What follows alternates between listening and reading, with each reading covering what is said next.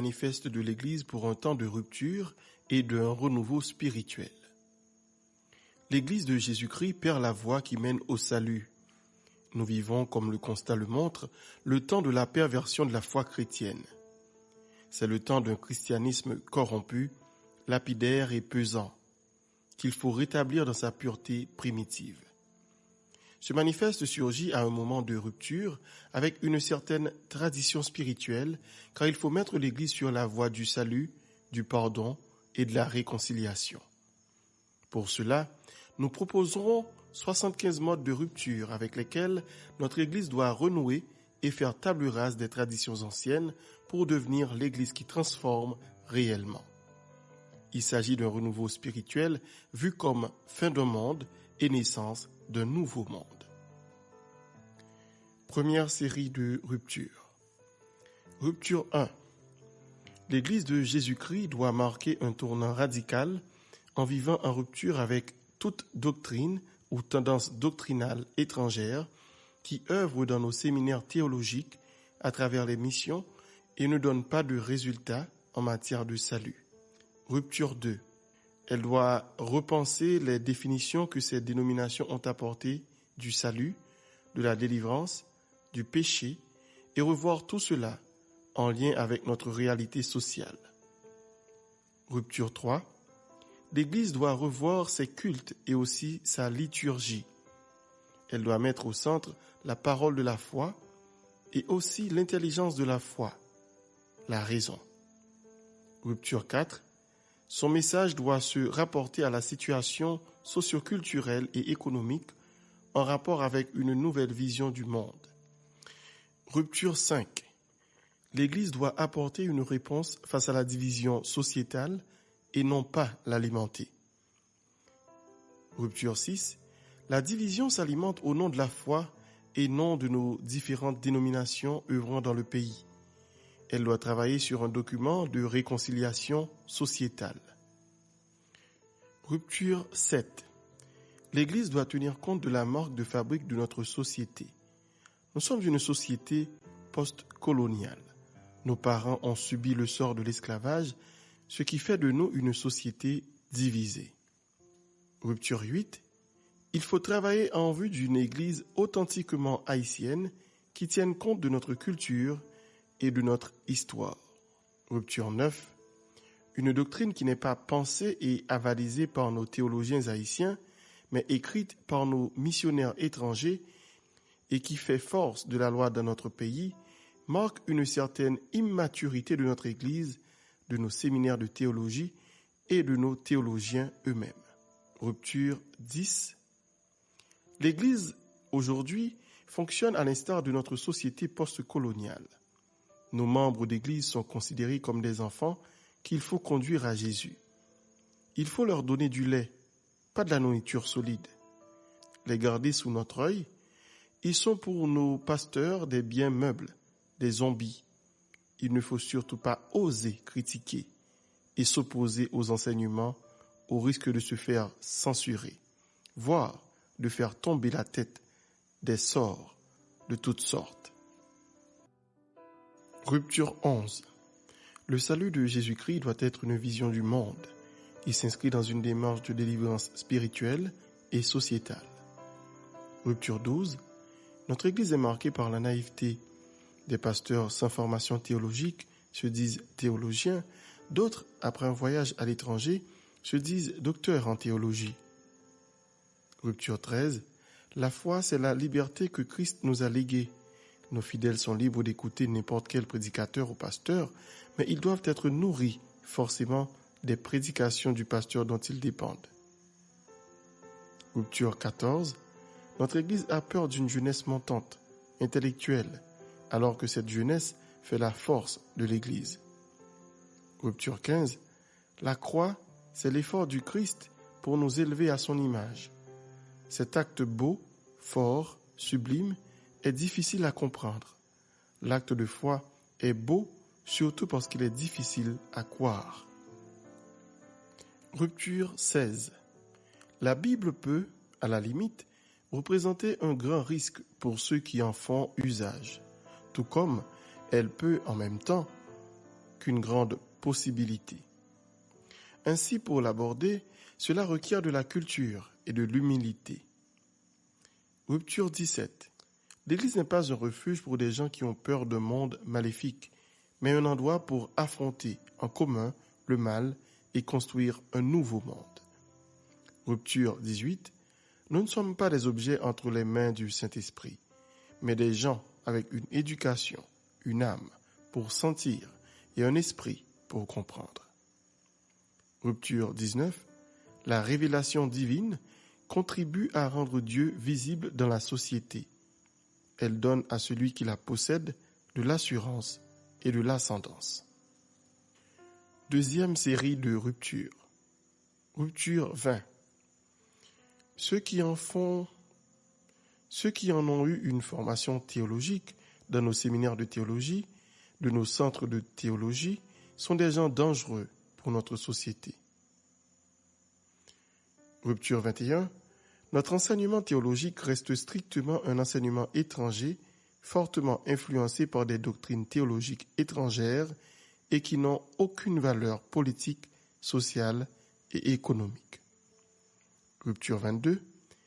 Dites à nos amis étrangers, nos chers missionnaires, de nous aider à être libres, car la liberté est plus forte que l'amour. Rupture 23. Les doctrines étrangères n'ont pas l'exclusivité de l'inadéquation à nos réalités politiques, économiques et sociales. On pourrait en dire autant de certaines dérives émanant des théologiens nationaux, ce qui constitue proprement une aberration. Rupture 24. Pour prévenir toutes ces dérives, il faut former des théologiens haïtiens qui connaissent le grec et l'hébreu, des docteurs en théologie, des hommes choisis par Dieu au service de notre société. Rupture 25. Quelle aberration! Des gens qui proclament ne pas être protestants, mais des chrétiens qui vivent paisiblement leur foi chrétienne en se séparant du monde et créant leur propre monde sans pouvoir travailler à changer le monde. Rupture 26. Notre Église est notre âme, nourrie par la parole vivante, instruite de l'Écriture, pure parole qui change l'âme. Rupture 27. Notre première Église doit se vivre dans la société réelle telle qu'elle est. Elle doit travailler pour la rendre plus juste et plus équitable. C'est là notre première vocation. Rupture 28.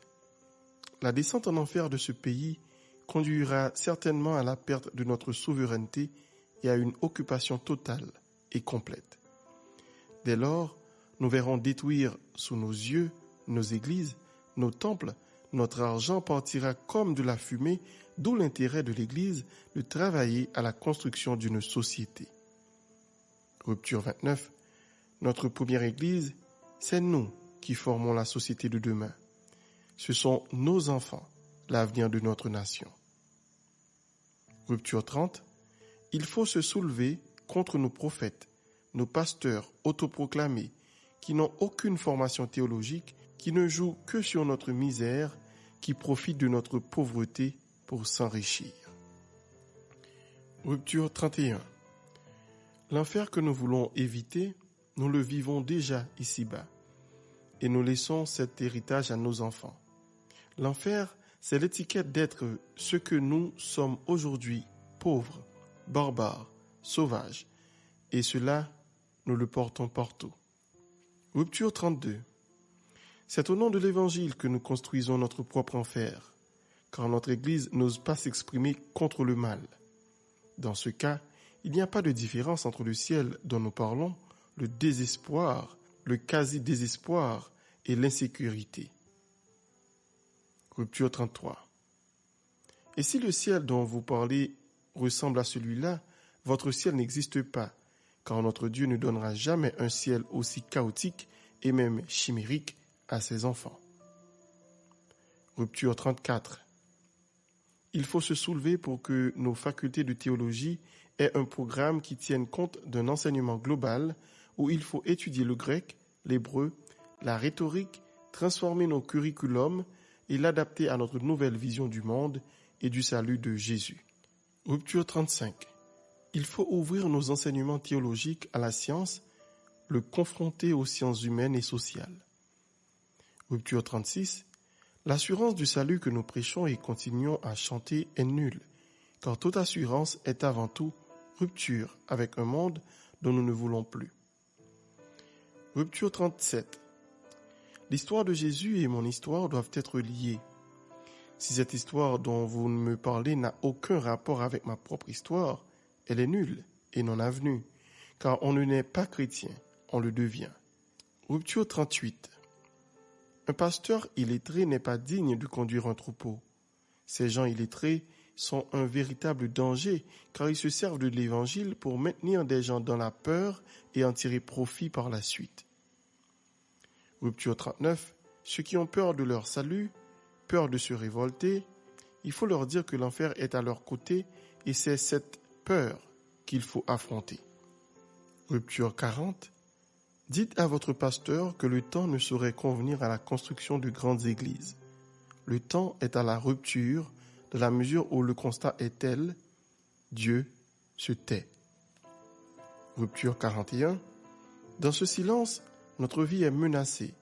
Notre Église, nos enfants, nos petits-enfants, si rien n'est fait, nous serons vite au bord de la faillite, l'avenir sera incertain et ne nous appartiendra plus. Rupture 42. Nos pasteurs et nos prophètes autoproclamés tirent avantage du système. Si l'État était fort, nous aurions des hôpitaux, l'accès à une éducation de qualité et notre avenir, ainsi que celui de nos enfants serait assuré. Rupture 43. Le véritable prophète est celui qui se justifie dans l'acte par lequel Dieu nous sauve. Le prophète est celui qui dessine l'avenir pour une bonne éducation, une capacité à comprendre le monde qui l'entoure et d'agir sur ce monde. Rupture 44.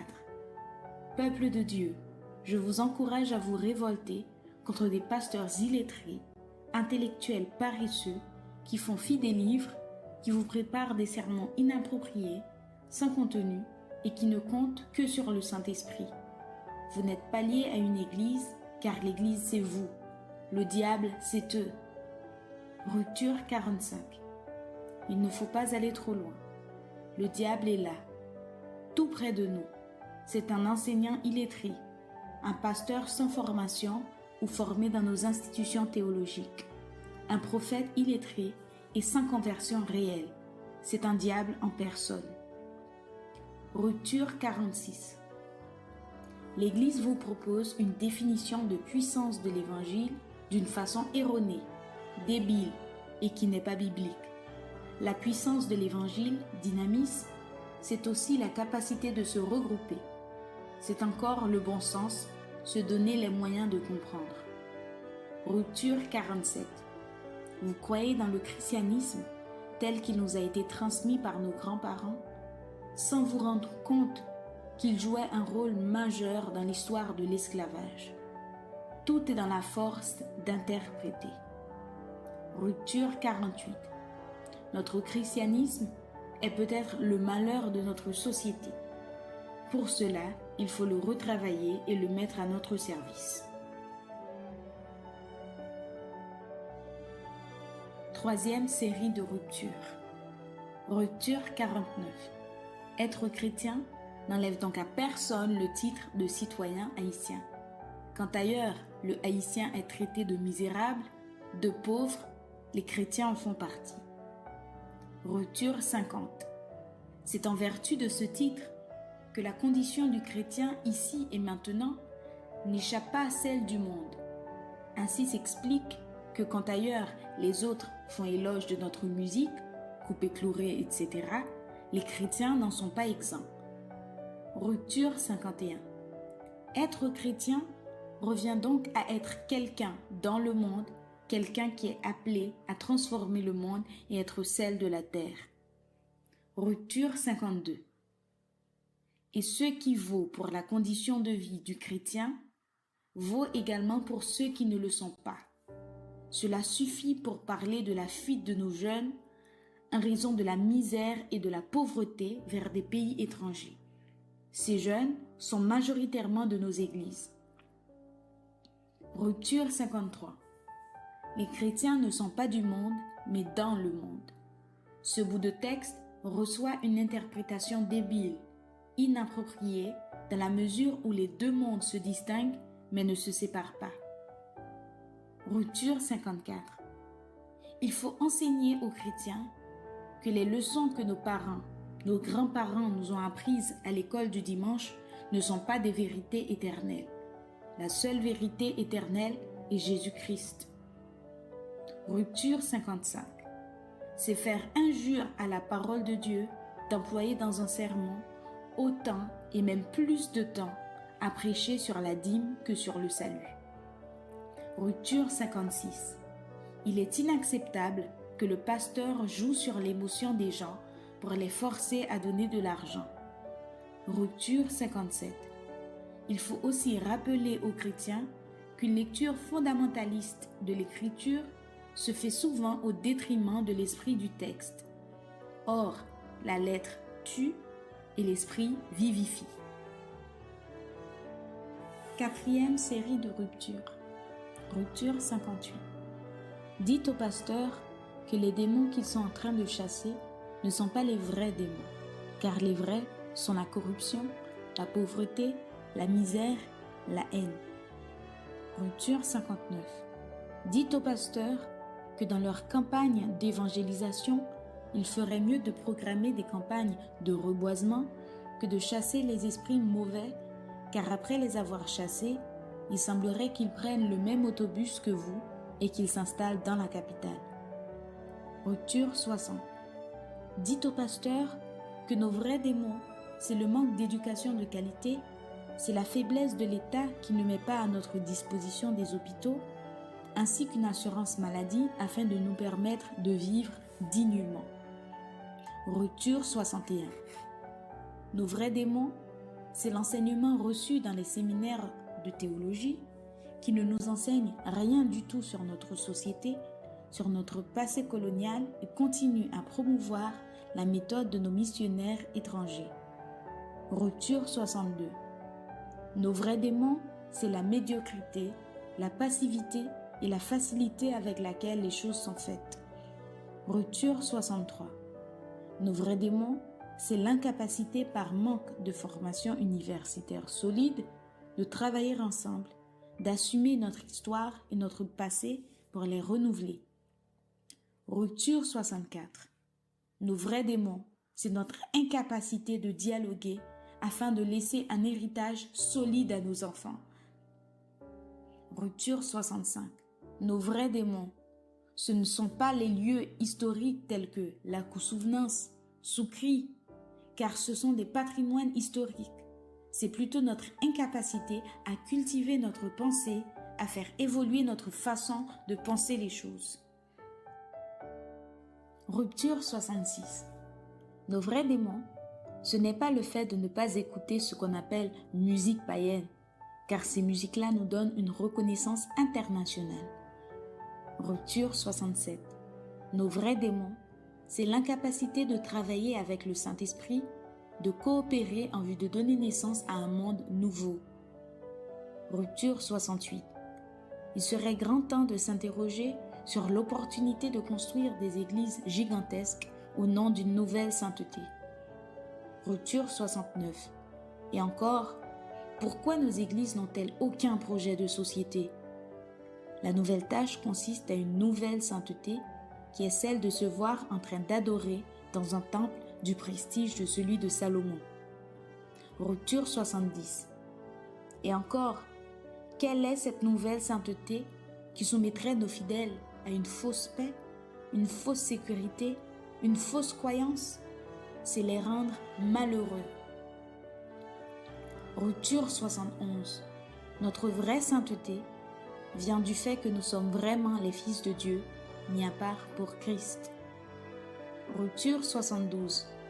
Notre sanctification doit parcourir le monde. Elle est une puissance de l'Évangile qui produit en nous l'espérance, une espérance pour le monde. Rupture 73. Nos églises changent de nom. Goût du paradis, Palais des miracles, un véritable opium. Ce qui vaut pour une telle église, c'est de danser, de crier, rien de plus que ce que le monde peut facilement rendre lui aussi. Rupture 74. Quelle instance dans le secteur protestant proposera un sommet national et intergénérationnel pour penser une église nouvelle? Certaines de nos églises seront ouvertes, d'autres, au nom de la foi, diront que c'est du diable.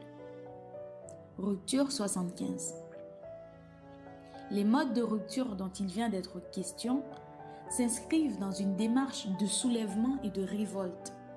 C'est la révolte de la foi et de la raison. Il faut se soulever contre des pasteurs qui font des fidèles des zombies. Il faut se mettre en opposition à des séminaires théologiques qui répondent à la lettre aux doctrines étrangères, qui ne répondent à rien de notre société. De même, il nous faut nous opposer à ce prétendu christianisme qui s'est servi des séminaires de théologie comme des repères pour nous asservir religieusement, économiquement, socialement et politiquement. Car ce que la parole du Christ nous demande, c'est d'organiser une nouvelle cérémonie du bois caïman pour pouvoir nous poser en rupture avec tout ce qui nous paraît étranger à notre foi. Il faut se soulever contre certains de nos pasteurs qui n'ouvrent pas leur église à la science et à la culture car ils n'ont eux-mêmes aucune culture intellectuelle. De même, il faut se soulever contre tous ceux qui ne se soucient guère de ne pas posséder une petite bibliothèque, de s'adonner à la lecture pour prendre soin de leur intellect. Ils sont tous des mangeurs d'avenir. Ce sont eux qui rongent l'avenir de nos enfants. Car si l'Église ne se soulève pas aujourd'hui contre nos oppresseurs, qui nous tiennent dans un enchantement tranquille de l'au-delà, nous verrons disparaître notre cher Haïti au nom d'une prétendue foi.